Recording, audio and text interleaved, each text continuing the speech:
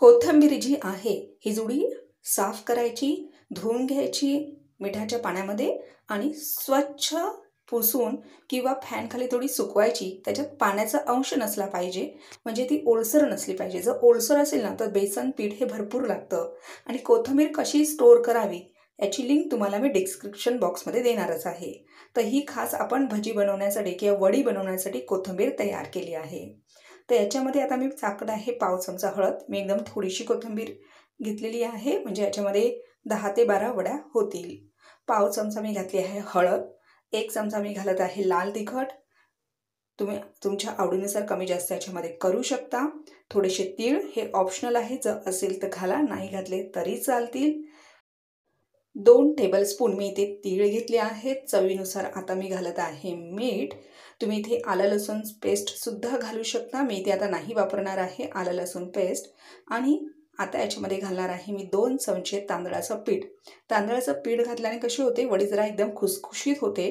तर 2 चमचे मी तांदळाचं पीठ घालणार आहे।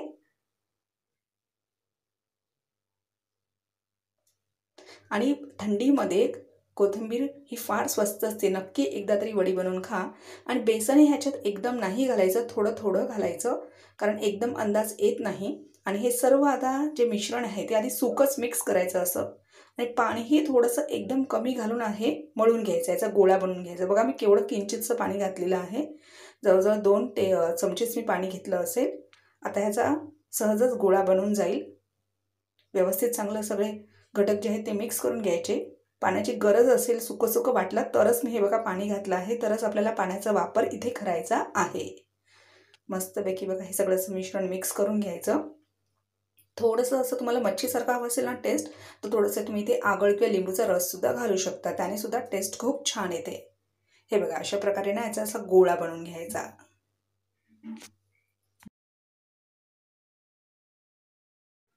जर तुम्ही माझी व्हिडिओ पहिल्यांदाच बघत असाल तर सबस्क्राईब करा, बेलचं बटन दाबा, त्याच्यानंतर ऑलला सिलेक्ट करा।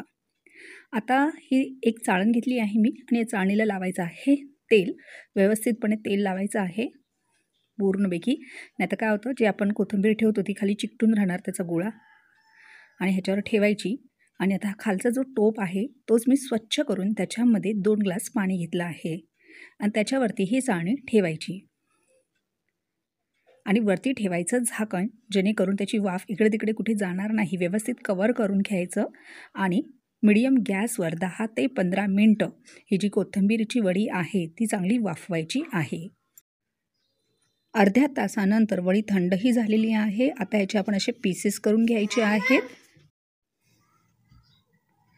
आणि कढईवर मी तेल गरम करून घेतलं आहे। काल पालक वडी बनवलेलीच, तर तेलच मी वापरत आहे। तर तेल चांगलं गरम झाल्यानंतर गॅस हा करायचा आहे मीडियम, आणि एक एक वडी आपल्याला चांगली सोडायची आहे, आणि मस्तपैकी मध्यम गॅसवर।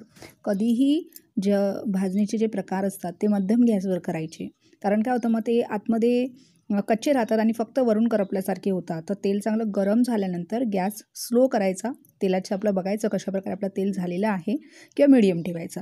तर आता मी हे सगळ्या वड्या करून घेते, व्यवस्थितपणे याला असं परतून घ्यायचं, आणि खुसखुशीत या वड्या थंडीमध्ये नक्कीच बनवा।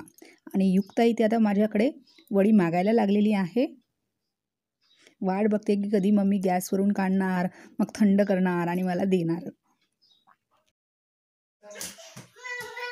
किती देऊ? आणि जेवण नको, सर्व जेवण जेवायचं। अरे पडशील, थांब देते। चॅनलला आमच्या सबस्क्राईब करा, व्हिडिओ आवडला तर लाईक आणि शेअर करायला विसरू नका। भेटूया पुढच्या व्हिडिओमध्ये, तोपर्यंत बाय बाय।